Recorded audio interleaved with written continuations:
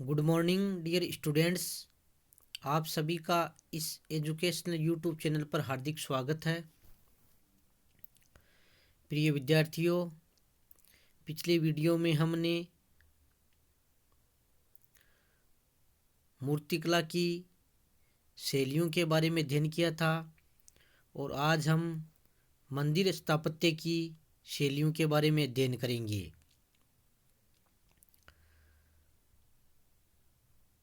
भारतीय वास्तुकला में मंदिर स्थापत्य का भी महत्वपूर्ण योगदान रहा है और समय समय पर मंदिर स्थापत्य के लिए यानी मंदिर निर्माण में विभिन्न प्रकार की शैलियाँ प्रचलित रही हैं।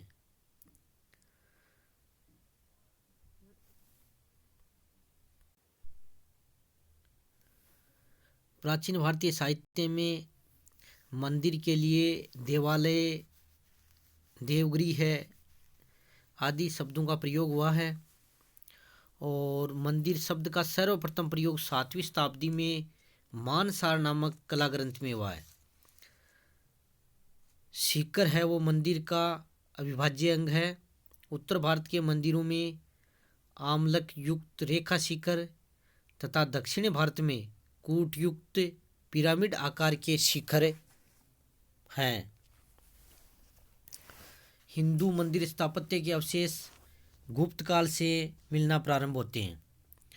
अब मंदिर जो स्थापत्य उसके प्रमुख अंग हैं गर्भगृह है, मंडप, अर्धमंडप, अंतराल और प्रदक्षिणा पथ। गर्भगृह है मंदिर का वह भाग कहलाता है जिसमें देव मूर्ति स्थापित की जाती है और गर्भगृह प्राय वर्गाकार होता है। मंडप, गर्भगृह के सामने स्तंभों पर आधारित जो बरामदा होता है वो मंडप कहलाता है। अर्धमंडप, मंडप के सामने जो आयताकार बरामदा है वो अर्धमंडप कहलाता है।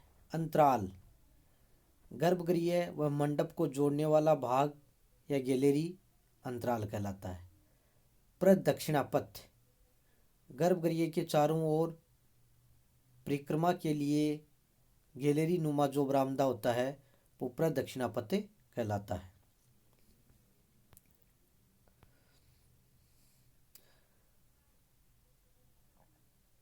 तो ये जो मंदिर स्थापत्य के प्रमुख अंग और इसके प्रमुख अंग हैं ये आपको ध्यान में रखना है।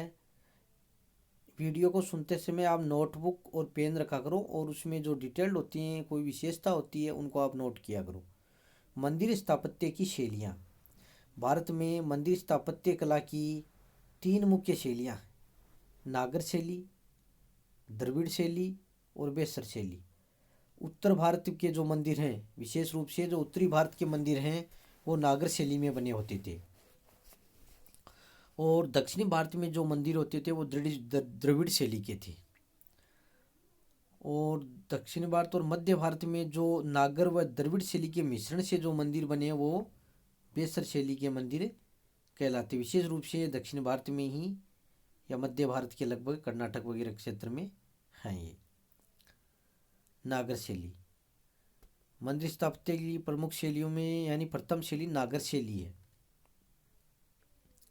तो नागर शैली की मुख्य विशेषताएं हैं, नोट कीजिए। नंबर 1, ऊंचा चबूतरा, यानी ये मंदिर ऊंचे चबूतरे पर बने होते हैं। वर्गाकार गर्भगृह, इनका जो गर्भगृह है वो वर्गाकार होता है, 2 नंबर विशेषता है। तीसरी, गर्भगृह से जुड़ा हुआ प्रदक्षिणा पथ होता है। चौथी विशेषता इन मंदिरों की रेखीय शिखर, जो कि गर्भगृह का क्रमशः ऊंचाई की ओर घटता हुआ रूप है, रेखीय शिखर होता है। इस प्रकार ये 4-5 मुख्य विशेषताएं हैं। नागर शैली के प्रमुख मंदिर हैं चंदेल शासकों द्वारा निर्मित खजुराहो के मंदिर, यानी मध्य प्रदेश में है। खजुराहो के मंदिर धंग चंदेल द्वारा निर्मित है और इनमें भी प्रमुख कंदरिया महादेव का मंदिर है, सबसे प्रसिद्ध है। पुरी का जगन्नाथ मंदिर, कोणार्क का सूर्य मंदिर, ये नागर शैली के उत्कृष्ट उदाहरण हैं। भुवनेश्वर का लिंगराज मंदिर भी नागर शैली का अच्छा उदाहरण है।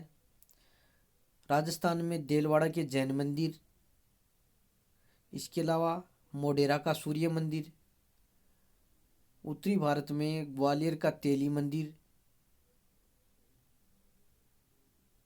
तो इस प्रकार ये जो इनके उदाहरण हैं, इनको आपको याद रखना है। नागर शैली की विशेषताएं और इनसे निर्मित जो मंदिर हैं, इनको आपको नोट करना है। द्रविड़ शैली। द्रविड़ शैली दक्षिण भारत में प्रचलित थी और द्रविड़ शैली बहुकोणीय थी। इसमें शिखर आमतौर पर अष्टकोणीय होता था। इस शैली के मंदिरों की मुख्य विशेषताएं इस प्रकार हैं।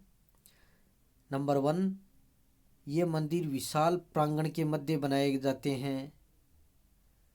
नंबर 2, वर्गाकार गर्भगृह व चारों ओर से ढका हुआ प्रदक्षिणापथ। तीसरी विशेषता, पिरामिड आकार का शिखर है इनका।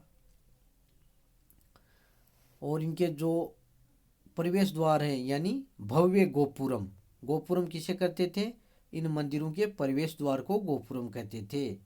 तो भव्य गोपुरम।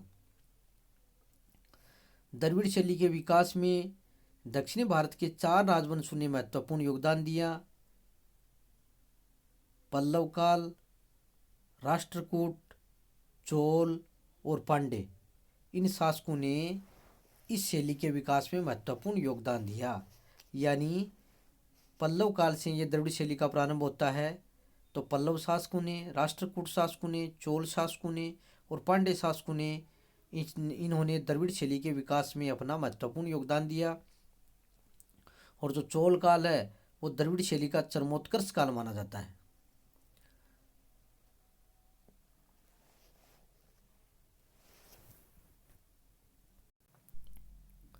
द्रविड़ शैली के प्रमुख मंदिरों में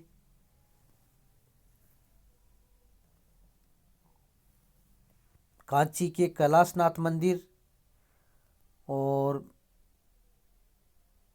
बैकुंठ पेरुमल का मंदिर शिव विष्णु मंदिर है, और मामल्लपुरम का शिव मंदिर।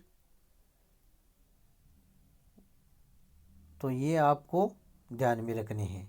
4-5 जो मंदिर हैं जो बताए हैं, ये आपको याद रखना है। मामल्लपुरम का शिव मंदिर, कांची का कैलाशनाथ मंदिर, मामल्लपुरम का ईश्वर मंदिर और बैकुंठ पेरुमल का मंदिर, और कांची के मुक्तेश्वर और मंगतेश्वर मंदिर, गुड्डी मल्लम का परशुरामेश्वर मंदिर।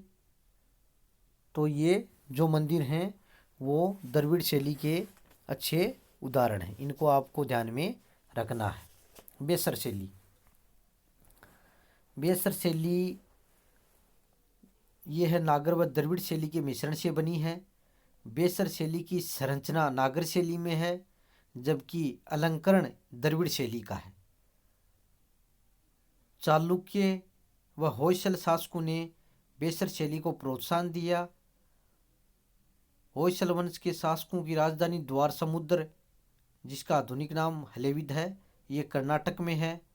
वहाँ पर इस शैली के पर्याप्त मंदिर विद्यमान है। हलेविद का विष्णुवर्धन के काल में निर्मित होयसलेश्वर मंदिर इस शैली का श्रेष्ठ उदाहरण है। तो इस प्रकार भारतीय कला के विकास में मंदिर स्थापत्य का भी महत्वपूर्ण योगदान है, और मंदिर स्थापत्य की जो शैलियाँ हैं,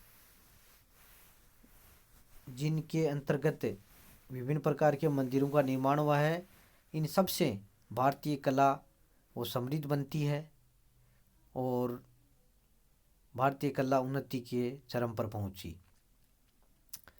प्यारे विद्यार्थियों, इस वीडियो को सुनते समय आप नोटबुक और पेन साथ रखा करो, और जो पॉइंट जिसका व्याख्यान दिया जा रहा है, उनका डिटेल समझाया जा रहा है, उसको आप नोट करते रहना, ताकि आप उससे क्या है, परीक्षा में आपको रिपीट करो तो उसमें आसानी हो सके, जिससे आपके अच्छे नंबर प्राप्त हो सकें।